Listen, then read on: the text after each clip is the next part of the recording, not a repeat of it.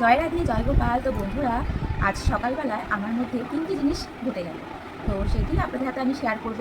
তো আপনারা শুনে তাহলে বুঝতে পারবেন যে আমি কীরকম টেনশন সকালবেলা করছি। এক নম্বর হলো, গতকাল রাতে আমি ভেবেছিলাম যে আজকে একটু করে উঠবো। তো যথারীতিভাবে আমার ঠিক তখন 4:30 বাজে আমার ঘুম ভেঙে যায়।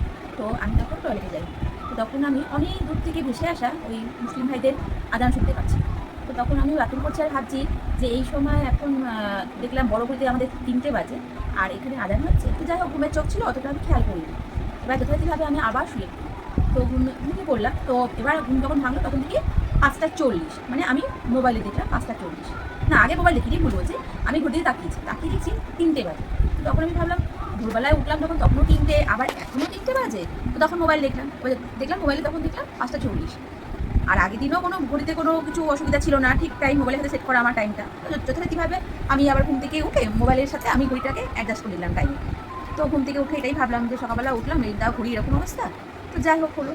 এবার আমি যথারীতিভাবে মুখ চোখ ধুয়ে নিয়ে এবার আমি জামা কাপড় ছেড়ে ফুল তুলতে গেছি। এবার ফুল তুলছি, ফুল তোলা হয়ে গেছে। এবার যখন আমি একটু পিছন দিকে ঘুরবো, ঠিক ওই সময় আমি দেখছি যে আমার পায়ে চপ্পল পরা ছিল। তো চপ্পলের তলায় দেখছি একটা সাপ, আর সেটা কি না বাচ্চা সাপ। পরে আপনাদের দেখাবো ফটোটা আমি। তো এমনিতেও আমাদের এখানে আশেপাশে খুব দাঁড়া সাপের আনাগোনা আছে। তো আমি ভেবেছি এটা কোথায় দাঁড়া সাপের বাচ্চা হবে হয়তো। তো সেটা আমি ভাবার থেকে বেশি ভয় পাচ্ছিলাম যে এ বাবা, সাপটা আমার জুতোতলা ছিল, আমি চাপা দিয়ে দিলাম। তো ভীষণভাবে আমি একটা ভীষণ কষ্ট মনের মধ্যে পেয়েছি, ভয় পেয়েছি, দুটোই পেয়েছি। তো যাই হোক, এবার তখন একজন ওখানে যাচ্ছিল, তো সে দেখে বললো কি যে এটা তো দারাসের বাচ্চা না, এটা হতে পারে ঘরগিন্নি বা কালাচের বাচ্চা হতে পারে। তো আমি প্রশ্ন করছি, কালাচের যদি বাচ্চা হয় তাহলে তো নিশ্চয়ই বড় সাপ এখানে আছে।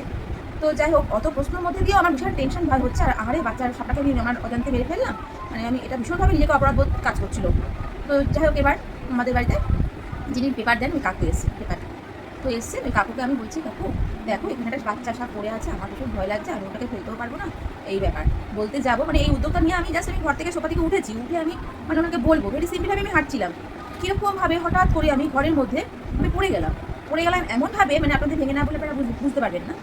এমনভাবে পড়ে গেলাম যে সামনে পা আর পিছন দিকে পা, দুদিকে পা, কিন্তু ওই মতো অবস্থা ব্যথাও পাইনি। কিন্তু আমার ভিতরে মনের মধ্যে এতটাই ব্যথা করছে। ঠিক আছে, ঘুম থেকে উঠে কী সমস্ত হলো আমার মধ্যে, আজকে পরিটা বন্ধ, সাপটা ওরকম হলো, ঘরের মধ্যে আমি ওরকম পড়ে গেলাম। তো ভীষণভাবে মনটা খারাপ। তবে যাই হোক, আমি এবার গোপাল সঙ্গে তাকিয়ে বলছি, গোপাল, আমি কী ভুল কাজ করলাম, আমার কি অপরাধ কাজ হচ্ছে আমি বুঝতে পারছি না, আমাকে ক্ষমা করে দাও। আমি তো কিছুই জানি না এগুলো কী ঘটে গেল। তুমি আজকে আমার দিনটাকে ভালো রেখো আর সবাইকে ভালো রেখো। তো বন্ধুরা, এই ঘটনাটা আপনাদেরকে বলার মানে হচ্ছে আপনারা সবাই জানবেন আমার ভিতরটা হালকা হলো, না হলে না আমার কেমনটা লাগছিল। তো সকালবেলায় আমি বসে বললাম আপনাদেরকে, তো আপনারা শুনলেন। এবার আমার করণীয় কি আপনারা অবশ্যই আমাকে বলবেন। তো আমার বলার ছিল এইটুখানি। তো এখনকার মতোই